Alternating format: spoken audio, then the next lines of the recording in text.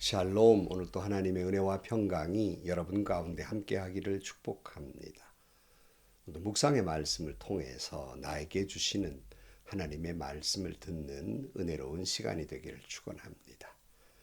이 시간 하나님께서 우리에게 허락해 주신 말씀은 요한복음 15장 9절에서 17절 말씀입니다. 아버지께서 나를 사랑하신 것과 같이 나도 너희를 사랑하였다. 너희는 내 사랑 안에 머물러 있어라. 너희가 내 계명을 지키면 내 사랑 안에 머물러 있을 것이다.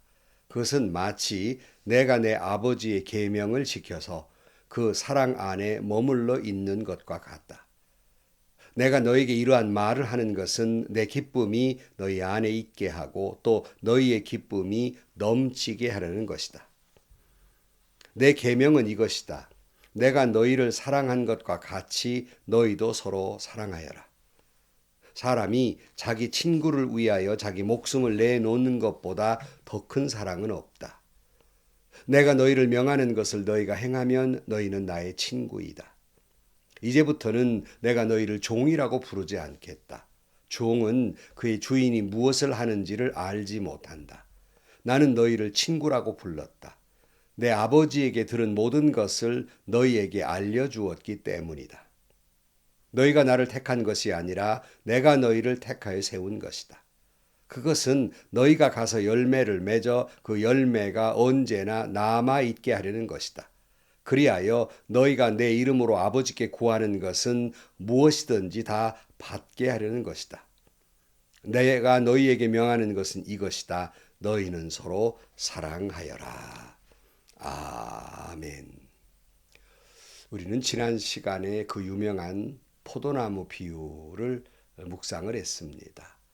요한복음 15장 5절 말씀에 나는 포도나무요 너희는 가지이다. 사람이 내 안에 머물러 있고 내가 너희 안에 머물러 있으면 그는 많은 열매를 맺는다. 너희는 나를 떠나서는 아무것도 할 수 없다. 그러니까 예수님께서 하나님은 농부요, 예수님은 포도나무요, 너희는 가지다라고 말씀하면서 하나님과 우리와의 관계가 생명적 관계 또는 사랑의 관계로 맺어진 존재라는 것을 말씀하면서 그런 거로 사랑의 열매를 맺고 내 안에 거하라 이렇게 말씀하고 있고 그 말씀은 오늘은 9절 말씀에 이렇게 표현하고 있어요. 아버지께서 나를 사랑한 것과 같이 나도 너희를 사랑하였다. 너희는 내 사랑 안에 머물러 있어라. 너희가 내 계명을 지키면 내 사랑 안에 머물러 있는 것이다. 그것은 마치 내가 내 아버지의 계명을 지켜서 그 사랑 안에 머물러 있는 것과 같다. 그리고 12절 말씀에 내 계명은 이것이다. 내가 너희를 사랑한 것과 같이 너희도 서로 사랑하여라. 사실 이 말씀은 우리가 13장 말씀을 묵상할 때 34절에 같은 말씀이 있잖아요. 이제 나는 너희에게 새 계명을 준다. 서로 사랑하여라. 내가 너희를 사랑한 것과 같이 너희도 서로 사랑하여라. 너희가 서로 사랑하면 모든 사람이 그것으로서 너희가 내 제자인 줄 알게 될 것이다. 이렇게 말씀하고 있어요. 그러니까 농부이신 하나님, 그리고 포도나무이신 예수님, 그리고 우리가 가지인데 그 하나님이 예수님을 사랑하신 것과 같이 예수님도 우리를 사랑했으니 우리도 그 예수님이 나를 사랑하고 하나님이 사랑한 것처럼 우리도 서로 사랑해야 된다. 그 계명을 지켜서 사랑하라고 말씀하고 있어요. 그러니까 13장부터 계속해서 사랑을 거듭거듭 강조하고 있습니다. 그건 결코 제 말이 아니라 하나님께서 강조하고 있고 또 강조하고 있고 또 강조하는 말씀임을 잊지 말아야 됩니다. 제가 이런 교회에서 서로 갈등이 있는 교회들도 사랑하고 용서하고 불쌍히 여기라고 서로 간에 이런 말씀을 드리면 목사님이야 당연히 그렇게 말씀하시겠지요. 목사님이실까요? 그러나 우리 형편이 그렇게 되질 못합니다. 이 상황이 지금 사랑, 용서 그거 말할 형편이 못 됩니다. 이렇게 말씀하실 때가 있어요. 물론 그걸 이해 못하는 것은 아닙니다.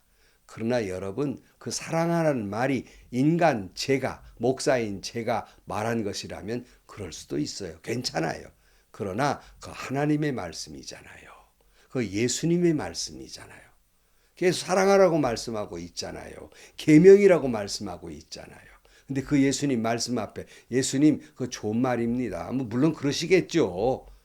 상황이 그렇질 못합니다. 그냥 좋은 말로 그냥 제가 마음에 담아두겠습니다. 이렇게 예수님 앞에 말할 수 있습니까? 그럴 수는 없는 노릇 아닙니까? 그래서는 안 되는 거 아닙니까? 주님은 분명히 말씀하고 있어요. 나를 사랑하는 사람은 내 계명을 지키는 사람이며 내 계명은 바로 이것이니 서로 사랑하라고 딱 못 박고 있습니다.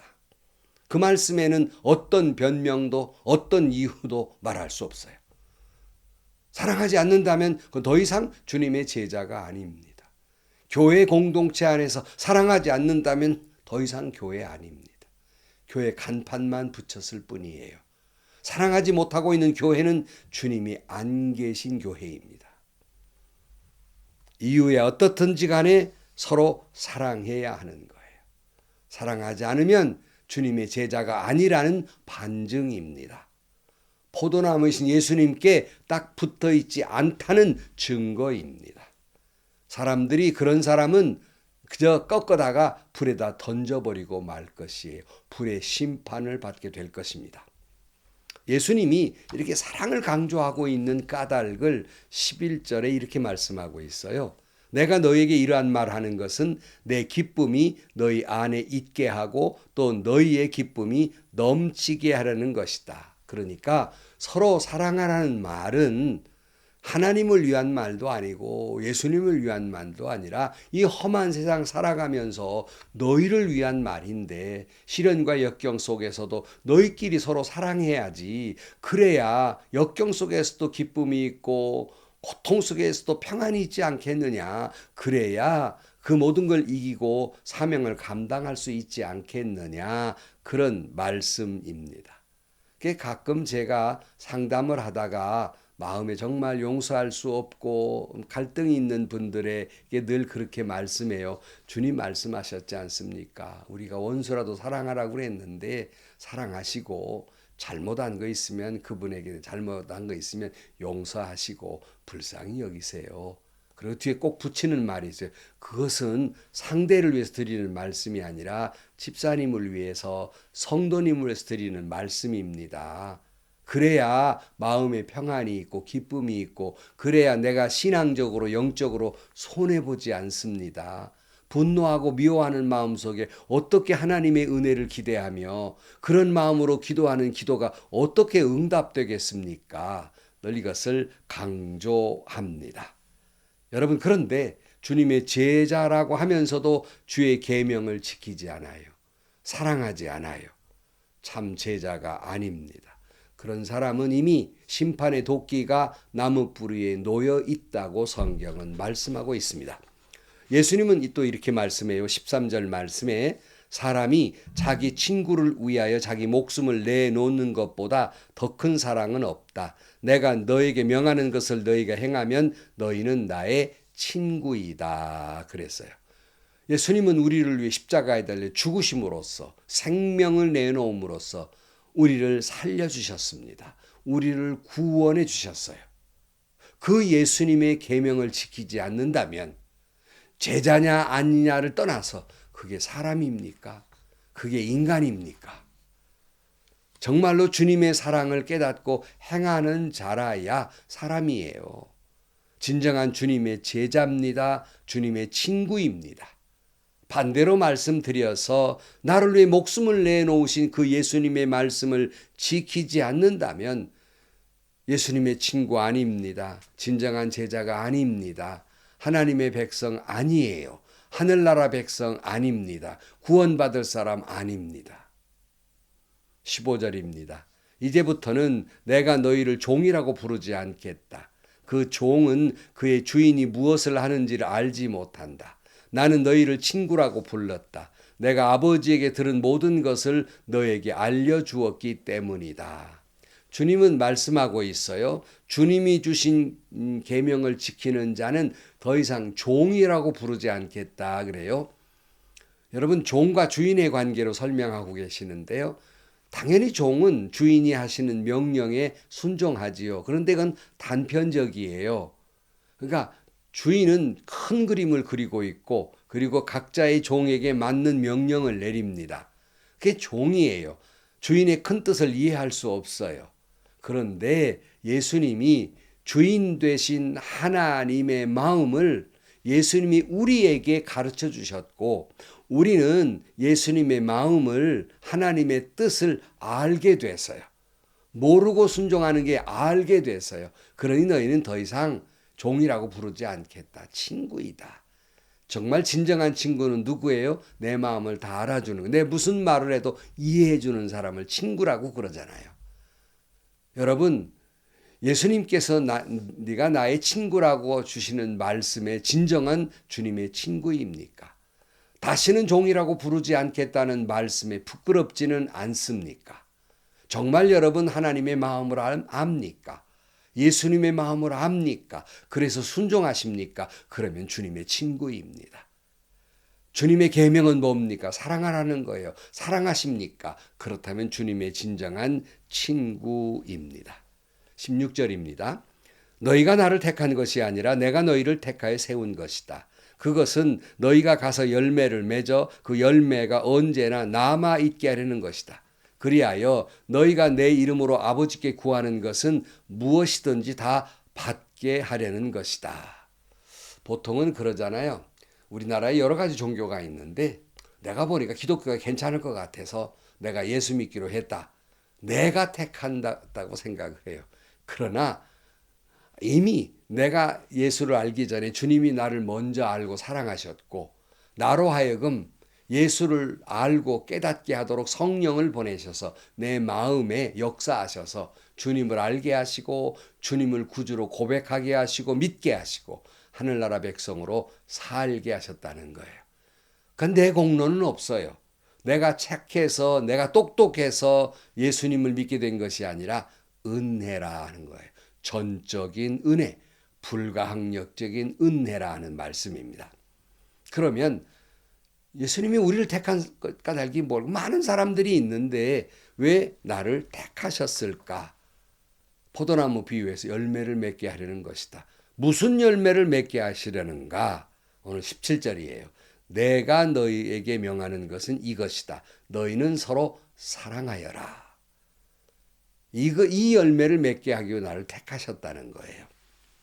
그래서 여러분, 오늘 말씀을 이렇게 정리해 보면 지난 시간부터 나는 포도나무에 너희는 가지라고 말씀하면서 열매를 맺으라고 말씀해요. 그리고 너희는 더 이상 종이 아니고 내 친구다는 말씀 속에서 주님이 가르쳐 주신 하나님의 마음, 하나님의 뜻을 알고 너희가 나를 택한 것이 아니라 내가 너희를 택했다는 말씀 속에서 내가 너를 택하여 세웠으니 내 계명에 순종해라. 그 주님의 계명은 무엇이에요? 서로 사랑하는 것이다. 그렇게 하는 까닭이 뭐예요? 기쁨이 충만하고 평안이 넘치게 하려는 것이다 라고 말씀하고 있습니다.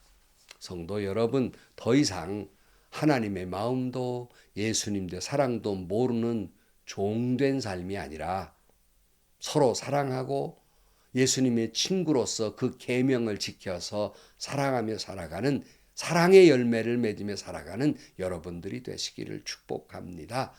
사랑의 열매가 풍성한 참된 주님의 제자가 되기를 주의 이름으로 축복합니다. 기도하시겠습니다. 하나님 아버지, 주님의 참된 제자로서 주님의 새 계명, 큰 계명, 서로 사랑하는 말씀이 있을진데 그 계명을 바로 지키지 못하는 부족한 저희들입니다. 붙들어 주셔서 하나님의 마음을 알고 주님의 사랑을 알고 서로 사랑하는 계명의 말씀을 순종하며 열매를 맺으며 살아가는 저희들이 되게 하여 주옵소서. 예수님의 이름으로 기도하옵나이다. 아멘. 주님을 사랑하는 사람, 계명은 분명하지요. 사랑하라는 것입니다. 험한 세상, 서로 한 교회 공동체 속에서 서로 사랑하십시오. 그래야 주님의 참된 제자의 사랑의 열매가 있게 하십시오. 이를 통해 하나님 영광 받으실 것입니다. 하나님 영광 받으시면 주의 영광을 위해 구하는 모든 것 들어 응답해 주실 것입니다. 행복하시고요. 좋은 일이 가득한 하루가 되시기를 주님의 이름으로 간절히 축원합니다.